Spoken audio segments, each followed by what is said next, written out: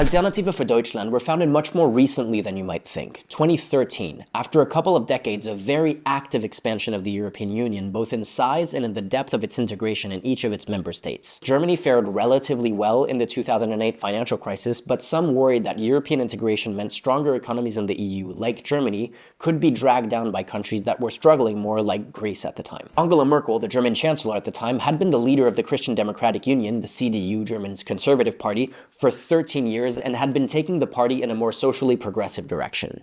All of this together led to the AfD being founded as a conservative, Eurosceptic, and neoliberal offshoot of the CDU. Now, there's a lot to criticize about the AfD's politics, including the fact that their entire environmental platform comes from a lobbying group that denies climate change. But by all accounts, Bernd Lucke, the founder of the party, is a conservative neoliberal, not a neo-Nazi or in any way associated with them. But it became very clear very quickly that for many others inside the AfD, the party wasn't just about the EU or deregulation or standard conservatism. As early as 2014, the party had an openly ethno-nationalist faction called the Patriotic Platform. And by 2015, just 2 years into the party's existence, Bernd Lucke, the party's founder, was ousted from leadership and left, while other neoliberals in the party were either pushed out or forced into tolerating the radicals in their midst. And the party's extremism only got louder and more pronounced as the migration crisis kicked into gear, primarily fueled at the time by the Syrian civil war. In response to that, the AfD started to make a name for itself by taking part in gigantic anti-immigration protests and working with neo-Nazi associated groups like Pegida and the Identitarian Movement. The Identitarian Movement is a pan-European white supremacist organization considered unconstitutional in Germany that is monitored by German intelligence agencies. And even though officially the AfD agrees with that assessment, publishing a memorandum in 2016 condemning the movement, saying that they're incompatible with the AfD and that they would not work together. In reality, whether it was the Patriotic Platform or state and local level AfD organizations, they never stopped working with the Identitarian Movement, and the party continues to meet with them behind the scenes to this day, including by giving them jobs. An investigation found that in 2024, AfD lawmakers in the Bundestag employed in their staff over 100 active members in groups classified as right-wing extremist organizations by German intelligence. That includes dozens of identitarians and several neo-Nazis. But that is likely a massive undercount because only a few AfD lawmakers publicly list their staff, and the investigation didn't look into states, parliaments, and local level AfD organizations.